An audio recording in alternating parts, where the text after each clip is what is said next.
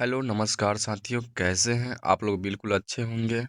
तो ये चल रहा है बिहार एडीओ की परीक्षा के पर्सपेक्टिव से और काफ़ी इम्पोर्टेंट होगा। इस वीडियो को आप एक बार ज़रूर देखिएगा ताकि ये वीडियो से जुड़े सवाल आपसे बार-बार एग्ज़ाम में ऐसे प्रश्न देखने को मिलता है।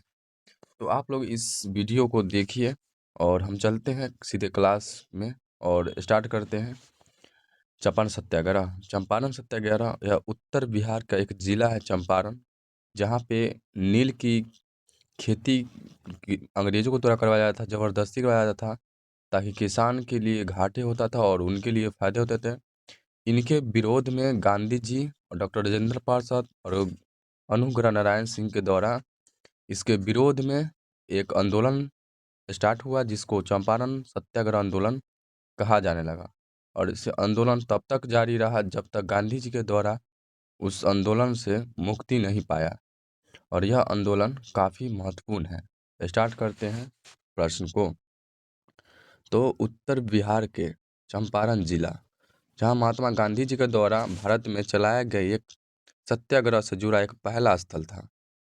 इसी क्रम में 1916 में कांग्रेस के लखनऊ अधिवेशन में बड़ी संख्या में बिहार से लोग आए हुए थे। इसमें शामिल हुए थे चंपारण के राजकुमार शुक्ल भी। ये मुरली भरवा गांव के निवासी थे।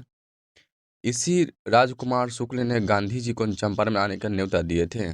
जब कांग्रेस के लखनऊ अध्यक्ष बन गए, तो वहाँ में गांधी जी गए थे, तब बिहार से बड़ी संख्या में लोग गए थे, जहाँ से चंपारण जिला के एक राजकुमार शुक्ल थे, जिसने गांधी जी के न्योते दिए और न्योता देने के कारण उन्हें आने से मजबूर कर लिए और वो बिहार में आए थे।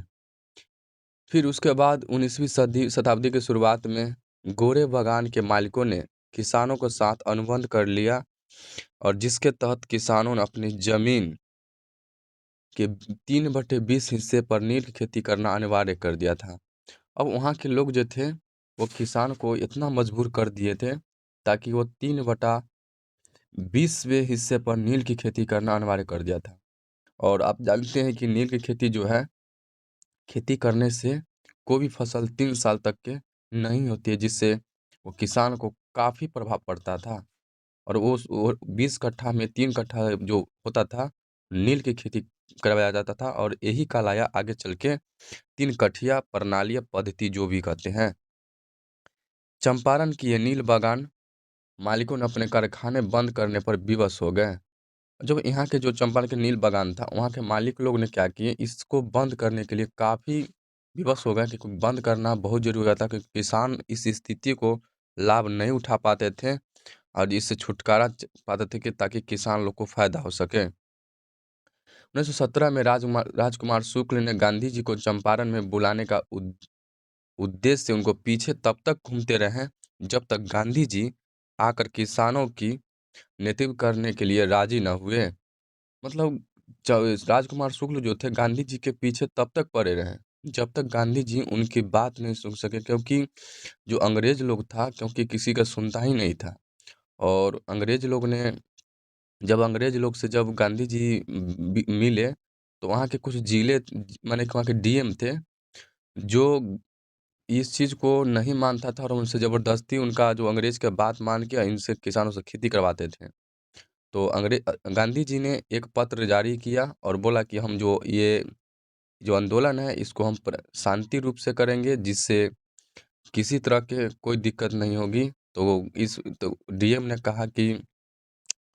डीएम ने इस आंदोलन को भंग करने से मना कर रहा था, तो गांधी जी ने एक एक बात कही थी कि मैं मैं एक वकील हूँ। और वो गांधी जी खुद एक बैरिस्टर थे, जो इंग्लैंड से पढ़ाई करके आए हुए थे और वो चीज़ समझते थे और यह लड़ाई में भाग लिए।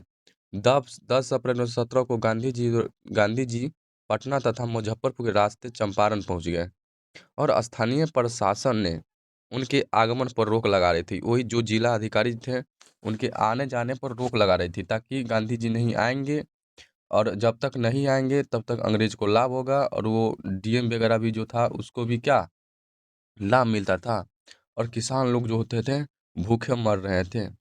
पर किस पर गांधी जी उनकी बात को नहीं मानते हुए, किंतु गांधी जी ने प्रशासन से इस आदेश को मानने से इनकार कर दिया था, किंतु किसी भी दंड के भुगतने के लिए फैसला ले लिए।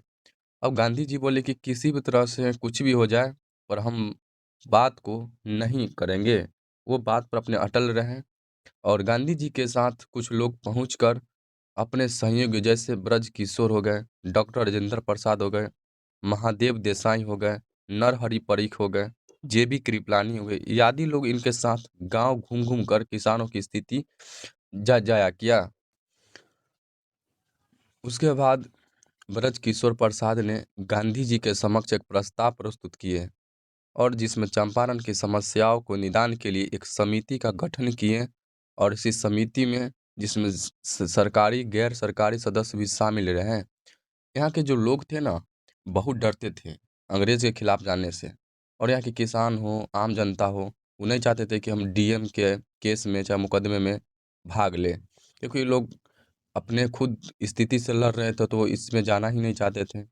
पर गांधी जी अपने एक दिन एक अथी पे बैठे, एक जो जो भी पंडाल बनाकर बैठे, उसमें बैठे बैठे कुछ लोग बैठे थे, जैसे राजेंद्र प्रसाद बैठ गए, ये लोग सब बैठे, तो कुछ लोग आए, वो भी उनके साथ बैठे और यह आंदोलन वहीं से एक शुरू हुआ। और ये काफ़ी जब तक लड़ाई शुरू रहा, जब तक किसान के लिए यह तिनकठिया पद्धति समाप्त नहीं हो गए।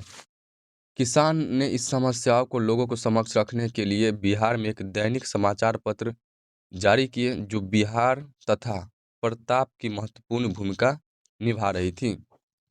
इन समाचार पत्रों में छपे लेखे भारतीय कांग्रेस की ध्यान में उत्कृष्ट कराया गया और इसी बीच गांधी जी बढ़ती लोकप्रियता को देखते हुए सरकार ने इन सारे मामलों की जांच के लिए एक एफ.जी. सलाई के नेतृत्व में चंपारण एग्रोरियन समिति का गठन किया और और गांधी जी इस समिति के सदस्य बनाए गए। ये काफ़ी इम्पोर्टेंट है, जब पूछेगा कि जब चंपारण सत्याग्रह जब चल रही थी, इसके जांच के लिए कौन सा समिति बनाई गई थी, तो उसका नाम है चंपारण एग्रोरियन समिति। गांधी जी ने इस समिति के सदस्य बनाया गया और LC. एडमी, Hari Prasad Narayan Singh, DJ. Read और जे.बी. रैनी थे।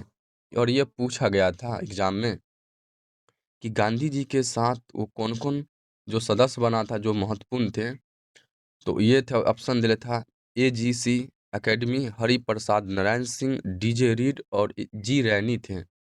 और यह पूछा गया था कि कौन इसमें से नहीं थे, तो जो 3 ऑप्शन थे, चौथा जो थे उसमें से वो नहीं थे। चंपारण कृषि के कानून के समक्ष चंपारण एग्रोरियन एक्ट लाया गया था 29 नवंबर 1917 को डब्ल्यू मैड के द्वारा, जो विधानसभा में पेश किए गए। इस एक्ट को विधान परिषद में 4 मार्च 1918 को पारित किए गए। सभी मजबूत समक्ष को आधार बनाकर वे सरकार के समझने में सफल रहे और तिनकठिया पद्धति खत्म होनी चाहिए थी। अब किसान लोग चाहें कि जितना भी हम समस्या सरकार को समझाते हैं, तो सरकार ने समझने में इस चीज़ को सफल माना और तिनकठिया पद्धति खत्म करने के लिए उसने भी जोर शोर से कदम उठाया था। उन्होंने आयोग के समक्ष यह पक्ष भी रखा कि किसानों से अवैध वसूली किए गए पैसे को हर्जाना दिया जाना चाहिए। नील बागान की मालिक अवैध वसूली का 25% वापस करने पर राजी हुए थे। जो लोग उनको ज़बरदस्ती टैक्स वगैरह लेता था, उसने भी कही कि हमने 25% वापस करने में मदद करेंगे। 1 दशक के भीतर इन बागानों के मालिक ने चंपारण को छोड़ दिया। जो भी इस बागान का मालिक होते थे, उसने 1 दशक के भीतर उसने इस चीज़ को, बागान को छोड़ने के लिए राजी हो गए। 25% वापस करने के लिए राजी हुए थे तथा 1 दशक के भीतर इन बागानों को मालिक ने छोड़ दिया गया। चंपारण सत्याग्रह के दौरान गांधी जी पर सरकार के द्वारा मोतिहारी में मुकदमा चलाया गया था।